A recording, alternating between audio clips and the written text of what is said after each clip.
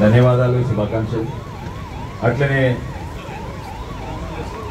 మా బీజేపీ ఎమ్మెల్యేలు, తోటి ఎంపీలు, ఇక్కడ ఉన్న నాయకులందరికీ, కార్పొరేటర్లకు, జెడ్పీటీసీలు, సర్పంచ్లు, వాళ్ళందరూ కూడా, పార్టీ పెద్దలందరూ కూడా నమస్కారం. రుణమాఫీ వాయే, 500 రూపాయల బోనస్ వాయే, పంట నష్టం ఏమైంది, ఫసల్ బీమా యోజన ఏమైంది, అవన్నీ పక్కకు పెడితే చిన్న చిన్నవి కూడా పోతున్నాయి. అక్కడి నుంచి సీడ్ సబ్సిడీ ఏమైంది, పాలీ హౌస్ సబ్సిడీ ఏమైంది, డ్రిప్ సబ్సిడీ ఏమైంది. అదే కాక వీళ్ళు ఏం చేయకుండా కేంద్ర ప్రభుత్వం ఏం చేస్తలేదంటున్నారు. కిసాన్ కే ఆయే దుగ్నే అన్నారు, ఏమైంది అని అంటున్నారు. ఇక్కడ దుగ్నే కాదయ్యా, ఎక్కువైంది, అంతకంటే ఎక్కువైంది. ఈరోజు తెలంగాణలో రైతాంగం ఉందంటే, ఇంతో అంతో వస్తుందంటే ప్రతి ఒక్కటి కేంద్ర ప్రభుత్వం వల్ల.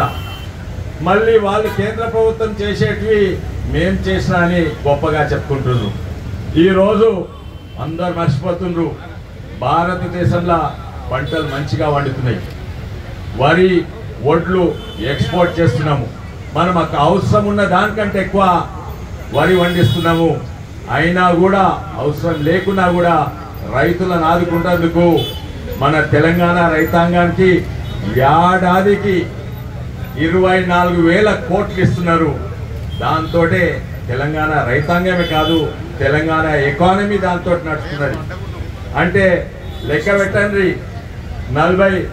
40 లక్షల రైతులు ఉన్నాయి, 24,000 కోట్లు వస్తున్నాయంటే ప్రతి రైతు కుటుంబానికి దాదాపు 38,000 కోట్లు వస్తున్నాయి. అదే కాక ఫర్టిలైజర్ సబ్సిడీ,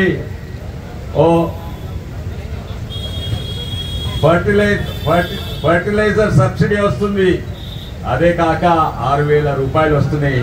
అంటే దాదాపు ప్రతి కుటుంబము, రైతు కుటుంబానికి కేంద్ర ప్రభుత్వం నుంచి 50,000 రూపాయల కంటే ఎక్కువ వస్తున్నాయి.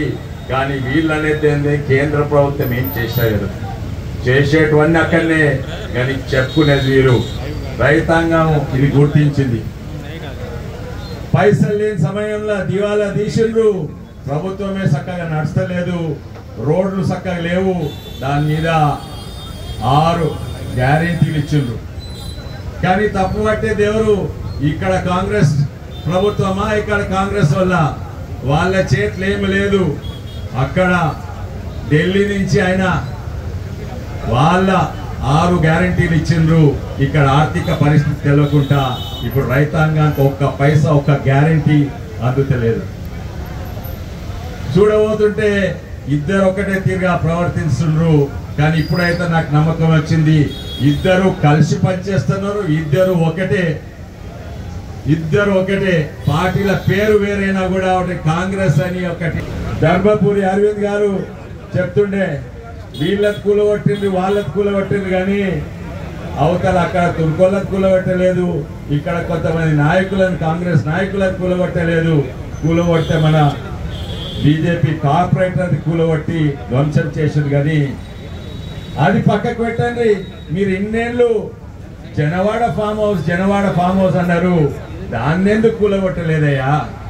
ఆ జనవాడ ఫామ్ హౌస్ వాస్తవము, అది ఎఫ్టీఎల్ లేదు, బఫర్ లేదు, అది వాగు మీద ఉన్నది, వాటర్ ఛానల్ మీద ఉన్నది. దాన్ని పక్కకు పెట్టిండ్రు. ఎందుకు? దాన్ని బచాయించినందుకు. మీరు ఒక్కడు కూడా డ్రోన్ పంపిణీ మీతోడు నేను ఉంటేనే మీకు యాదికుందో లేదో.